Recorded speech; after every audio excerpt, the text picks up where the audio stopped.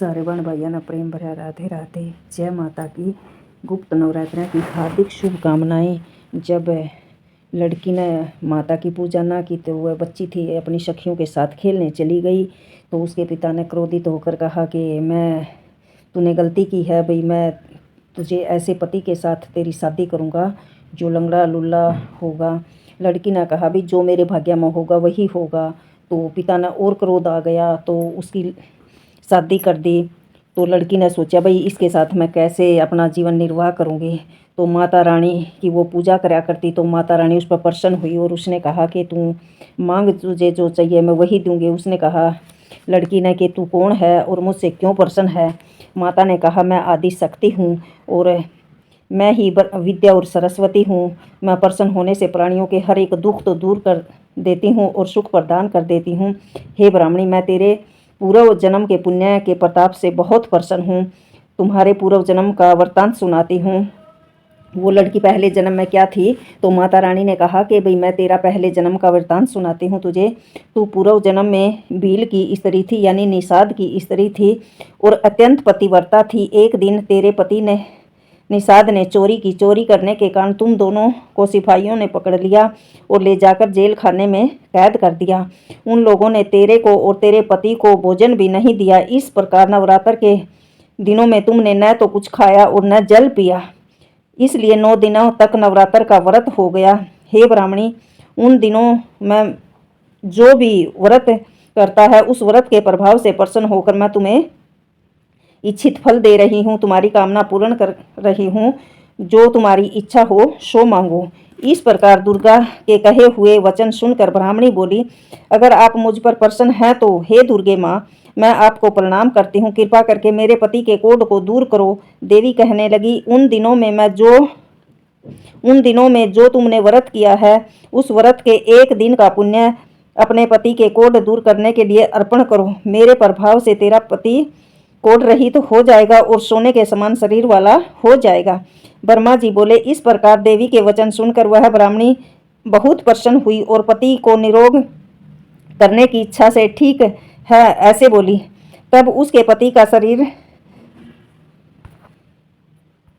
भगवती दुर्गा की कृपा से कुष्ठहीन होकर अति कांति युक्त हो गया, जिसकी कांति के सामने चंद्रमा की कांति भी क्षीण हो जाती है।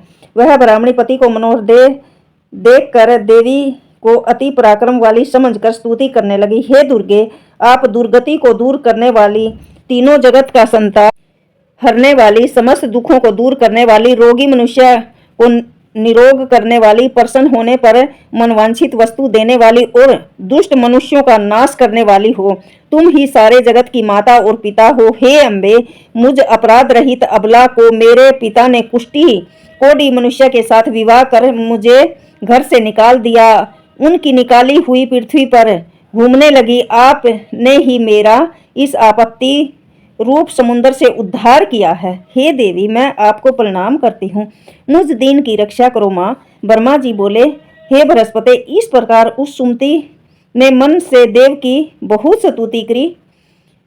उससे की गई स्तुति सुनकर देवी को बहुत संतोष हुआ और ब्राह्मणी से कहने लगी, हे ब्राह्मणी, तेरे उद्दालक नाम का अति बुद्धिमान, धनवान, कीर्तिमान और जितेंद्रिय पुत्र शीघ्र ही होगा। देवी ने उसे पुत्र होने का आशीर्वाद दिया, जिस पुत्र का नाम उद्दालक होगा। ऐसा कहकर वह देवी उस ब्राह्मणी से फिर कहने लगी, हे ब्राह्मणी, और जो कुछ भी तेरी इच्छा हो वही मनवांछित वस्तु मांग लो। ऐसा भगवती दुर्गा का वचन सुनकर सुमति बोली, हे दुर्गे, अगर आप मुझ पर इतनी ही प्रसन्न हो तो कृपा करके मुझे नवरात्र व्रत की विधि बताइए। हे दयावती, जिस विधि से नवरात्र व्रत करने से आप प्रसन्न होती हो उस विधि को और उसके फल को मुझे विस्तार से बताओ। इस प्रकार ब्राह्मणी के कहे अनुसार दुर्गा कहने लगी, हे ब्राह्मणी, मैं तुम्हारे लिए संपूर्ण पापों को दूर करने वाली नवरात्र की विधि बताती हूँ, जिसको सुनने से तमाम पापों से छूटकर मोक्ष की प्राप्ति होती है। माँ मास के शुक्ल पक्ष की प्रतिपदा से लेकर 9 दिन तक विधि पूर्वक व्रत करें। यदि दिन भर व्रत न कर सके तो एक समय भोजन करें।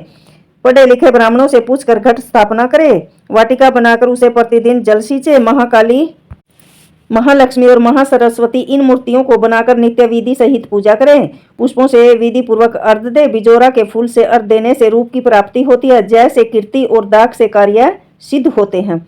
आंवले से सुख और केले से भूषण की प्राप्ति होती है। इस प्रकार फलों से अर्घ देकर तथा विधि से हवन करें। खांड, घी, गेहूं, शहद, जौ, बेलपत्र, नारियल, दाख और कदम्ब इनसे हवन करें। गेहूं से होम करने से लक्ष्मी की प्राप्ति होती है। खीर से, चंपा के फूलों से धन और पत्तों से तेज और सुख की प्राप्ति होती है। आंवले से कीर्ति की और केले से पुत्र की, कमल से राज सम्मान और दाखों से सुख और संपत्ति की प्राप्ति होती है। खांड, घी, नारियल, शहद, जौ और तिल इनसे तथा फलों से हवन करने से मनोवांछित फल की प्राप्ति होती है। व्रत करने वाला मनुष्य इस विधान से होम कर आचार्य को अत्यंत नम्रता के साथ प्रणाम करे और यज्ञ की सिद्धि के लिए उसे दक्षिणा दे।